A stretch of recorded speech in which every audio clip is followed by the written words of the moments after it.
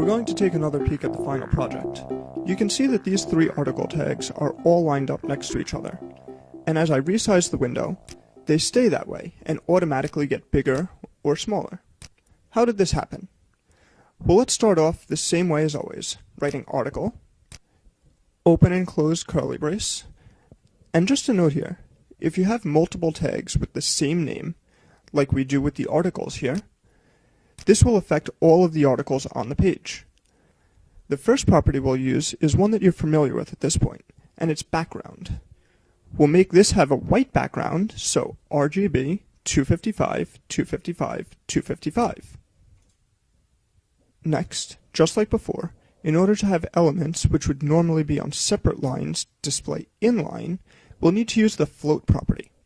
So float left. But we have one problem here. Let's take a look in the browser for a second. We can see that in the section, it's taking up a width of 1100 pixels, which is the size of its containing element, the body. If I refresh the page, the width of these elements are being determined by the amount of content inside of them.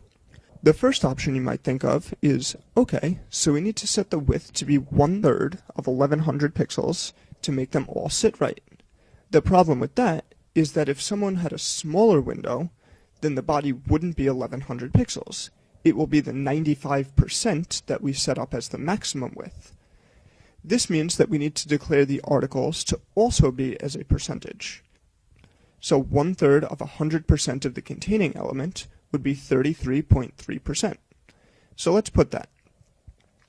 Now back in our browser, I reload the page, and yes, they're all on one line, but I want some separation between each of these three boxes. So let's look at the picture from before. We can see that outside of the box is the margin, and that it has a margin on all four sides. Since I want to add a margin to all four of the sides, back in Notepad, I'm going to put margin, colon, and let's think about this for a minute. If the size of the margin is put in pixels, then when a person resizes their window, it won't fit anymore into the single line. So therefore, since we're working with percentages, we need to make the margin a percentage. And let's make it 1%. But now we still have a problem. Because before, if all three articles were combined to be 100%, and I now add a 1% margin to all three articles, let's look. A 1% on the left and the right of all three, that's now 106%.